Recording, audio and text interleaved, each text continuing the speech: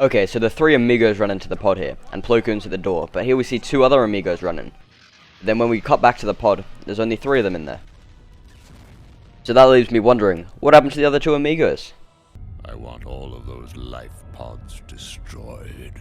I don't know why I like this scene so much, but every time I watch it I feel like Grievous is thinking, "Oh, this is such a waste of time, I want to go play with my trash monster Rugward." This is the Bith Blue astronomical object, and this is the same scene used in the introduction to Ambush. This scene establishes a family-esque relationship between all the members of the Jedi. Masters are like fathers, Padawans are like children, and members of the Jedi Council like Mace Windu and Master Yoda are grandfathers twice removed. In this sense, Plo Koon is Ahsoka's favourite uncle. Fuck this shit, I'm out.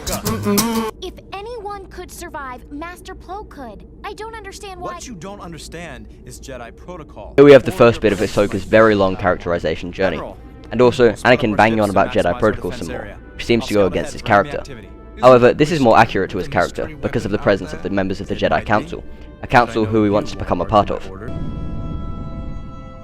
The air in here is getting a bit stale. Don't look at me. It's Boost, sir. He only takes a bath when he's on leave. Save it. Just keep working on the pod, not your jokes. I really like that line, because although it seems a bit forced, it really characterizes the clones as different people with unique personalities. Okay, who let Boost do that to his head? I hope someone smashes the glass to his pod and lets him die in space. Hell, I'd throw him up myself. That's disgusting.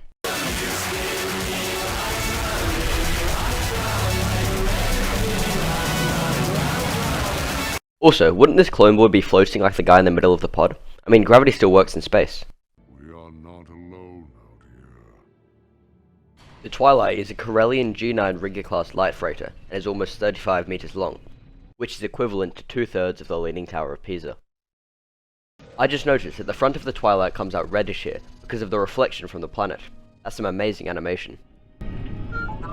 R2, set up the scanner, modulate for incoming mystery weapons. Ahsoka has this sort of sarcasm when she talks about this mystery weapon. But dude, your childhood mentor was supposedly murdered by this thing, and you act sarcastic about it? Enemy weapon probably just filled with battle droids. The Abrogado system. Also, she doesn't realize they're in the Abrogado system until now, but she can clearly recognize it on sight, so why doesn't she notice it here, or even here? How have I never noticed that Anakin has a massive butt chin? Like, how can any of his enemies take him seriously? So it's okay when you don't follow what the Council says. Doing what the Jedi Council says, that's one thing. How we go about doing it, that's another. Here he teaches Ahsoka how to break the rules and when to break them, which kinda symbolizes the flaws of the Jedi system and order.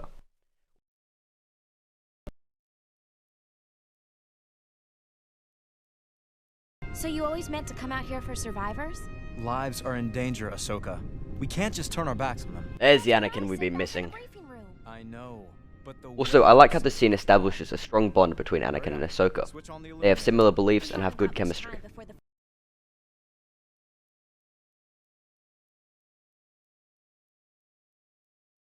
No, that's not it. This one goes there, that one goes there. Once again, this is of direct reference to the original trilogy. This time, with Han and Chewie fixing the Falcon in Episode 5, The Empire Strikes Back. No! This one goes there, that one goes there, right? 197, we're under attack. Is anyone out there? It's one of our other pods. I repeat, we are under attack. Is anyone out there? That signal is weak. They must be close by. Isn't this just wrong? If the signal was weak, they'd be far, not close, right? I have visual contact. Here's where the contingency errors start to pile up. The pod doesn't seem to be spinning much, or even at all, but somehow they managed to find the other pod, which was not in their vision before. Also, the pod is moving quite fast in this shot, but at a standstill in all the other ones.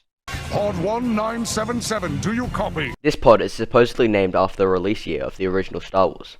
However, in this earlier shot, the clone says Pod 19, but no 77. Which is another contingency error.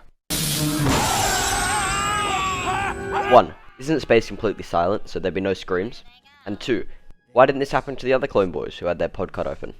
He's one of my oldest friends. It was Master Plo Koon who found me and brought me to the temple where I belonged.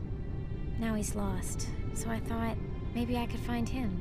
This is really sweet, and it paints Ahsoka's character really well. She's kind, gracious, and really appreciative of others, and wants to repay them for what they've done for her.